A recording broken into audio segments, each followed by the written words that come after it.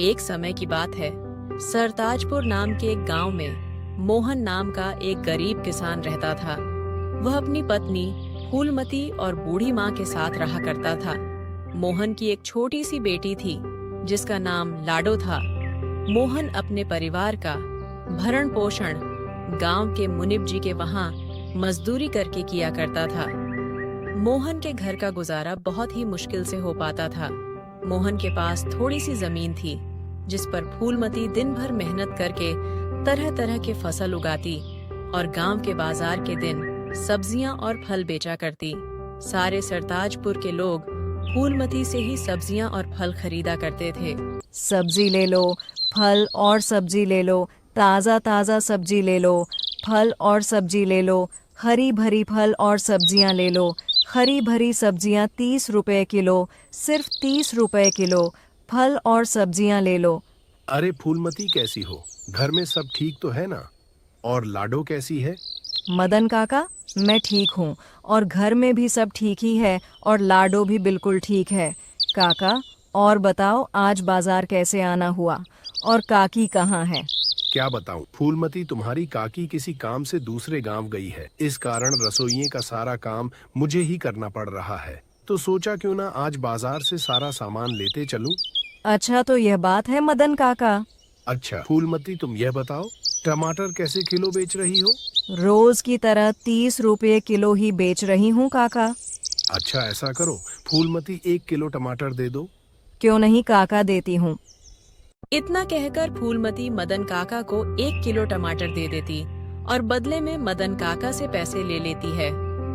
फूलमती के खेत में एक पुराना कुआं भी था जो सालों भर सूखा ही रहता। उस कुएं में एक बूंद पानी भी नहीं था। इस कारण फूलमती दूसरे गांव वालों के कुएं का पानी अपने खेतों की सिंचाई और खेती के लिए इस्तेमाल करती थी।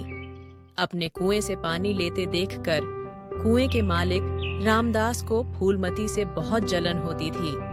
एक दिन जब फूलमती अपने खेतों में मेहनत से काम कर रही थी, तभी वहां कुएं का मालिक रामदास आता है और फूलमती से कहता है, अरे फूलमती कैसी हो? खेतों का काम कैसा चल रहा है? मैं ठीक हूँ रामदास चाचा, खेतों का काम भी ठीक ही चल रहा है। मैं यह कह रहा था फूलमती कि मैं तुम्हें बहुत सालों से अपने कुएं का पानी देता आ रहा हूँ। अब मैं तुम्हें अपने कुएं का पानी नहीं दे सकता क्योंकि गर्मियों का समय आने वाला है और मेरे कुएं में पानी बहुत कम हो गया है। लेकिन रामदास चाचा, अभी तो गर्मियों का समय आने में 2-3 महीने बाकी है। तब तक मैं अपने खेतों का काम कैसे करूंगी? आप ही बताइए चाचा। मैं कुछ नहीं जानता फूलमती, यह तुम्हारी समस्या है, तुम अपना समझो। मैं तुम्हें अपने कुएं का पानी नहीं दे सकता। ये सुनकर फूलमती मन ही मन बहुत दुखी हो जाती है और घर जाकर अपने पति मोहन को सारी बातें बताती है। ये क्या हो गया भाग्यवान, ये क्या परेशानी आ पड़ी? अब हमारे घर का गुजारा कैसे होगा? आप चिंता ना करो, ऊपर वाला सब देख रहा है। प्रभु हमारी मदद जरूर करेंगे। अच्छा ठीक है फूलमती, तुम जाकर आराम करो, मैं रामदास काका से मिलकर आता हूँ। ये कहकर मोहन रामदास काका से मिलने उनके घर की ओर निकल पड़ता है। रामदास काका, अरे ओ रामदास काका, घर में हो कि नहीं?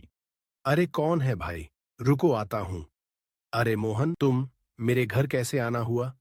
रामदास काका, मुझे फूलमती ने बताया कि आपने हमें कुएं का पानी देने से मना कर दिया। हाँ मोहन, यह बात सच है कि मैंने फूलमती को कुएं का पानी लेने के लिए मना कर दिया। ऐसा क्या हो गया रामदास काका? देखो मोहन, मैं तुम्हें कई सालों से अपने कुएं का पानी देता आ रहा हूं और इस बार गर्मियों का समय आने वाली है। इस कारण मेरे कुएं का पानी बिल्कुल सूख कर कम हो गया है। अगर मैं तुम्हें अपने कुएं का पानी देता हूं तो मुझे गर्मियों में बहुत परेशानी होगी। लेकिन रामदास काका, अभी तो गर्मियां आने में 2-3 महीने का समय है, तब तक मेरे खेतों का क्या होगा?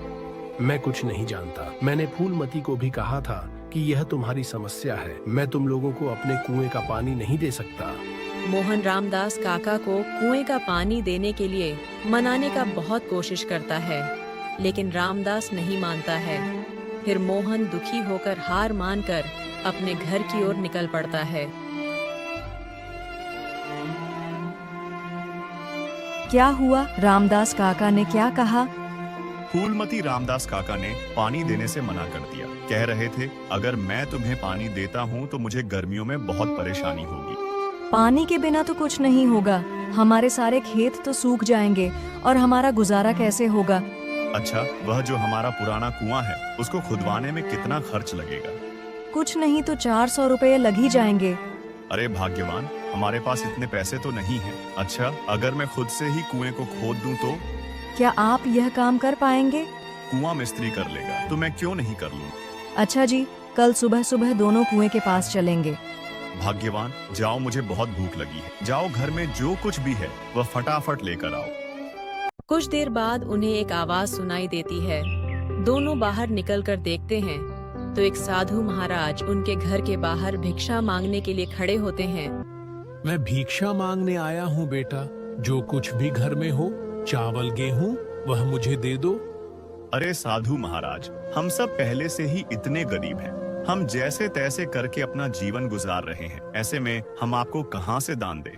मोहन की स्थिति देखकर बाबा समझ चुके थे कि ये बड़ी दुख में है। कोई बात नहीं बेटा, ठीक है, अब मैं चलता हूँ, किसी और के घर में भिक्षा मांग कर खा लूंगा। अरे फूलमती, हमारे घर में बाबा को देने लायक कोई भोजन है क्या? हमारे घर में बाबा को देने के लिए कुछ भी नहीं है, केवल थोड़े से चावल है जो आपके लिए बचाकर रख दिए हैं। अगर वह बाबा को दे देंगे तो आपको भूखा रहना पड़ेगा। रुकिए बाबा, भाग्यवान, जाओ, मेरे हिस्से का भोजन है, वह जाकर बाबा को दे। अगर मैंने आपके हिस्से का चावल बाबा को दे दिया तो आपको भूखा रहना पड़ेगा। तुम उसकी चिंता मत करो भाग्यवान। वैसे भी अगर मैं बाबा को भूखा जाने दूंगा तो मेरे गले से भोजन नहीं उतरेगा। जाओ, वह भोजन लेकर आओ और बाबा को दे दो। फूलमती मोहन के अनुसार मोहन के हिस्से का भोजन बाबा को दे देती है। धन्यवाद बेटा, धन्यवाद। भले ही तेरे अभी बुरे दिन चल रहे हैं, मगर ऊपर वाला सब देख रहा है, वह एक दिन तेरी अवश्य सुनेगा। फिर अगले दिन सुबह सुबह मोहन और उसकी पत्नी फूलमती अपने कुएं की खुदाई करने अपने खेत की ओर चल देते हैं। देखो फूलमती, देखो, हमारे कुएं में तो एक भी बूंद पानी नहीं है। हाँ, न जाने प्रभु हमारी कौन सी परीक्षा ले रहे हैं। फिर मोहन कुएं में नीचे उतरकर कुएं की खुदाई शुरू कर देता है।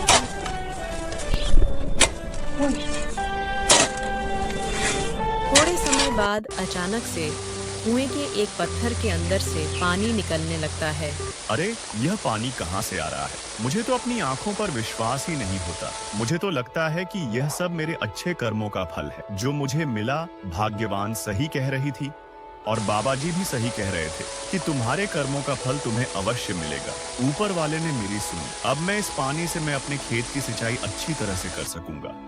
मोहन बहुत खुश हो जाता है और ऊपर जाकर फूलमती से कहता है, भाग्यवान प्रभु ने हमारी सुनी। नीचे पत्थर से पानी निकल रहा है। क्या आप सच कह रहे हैं? प्रभु ने हमारी सुन ली। अब हमें खेती करने में कोई परेशानी नहीं होगी।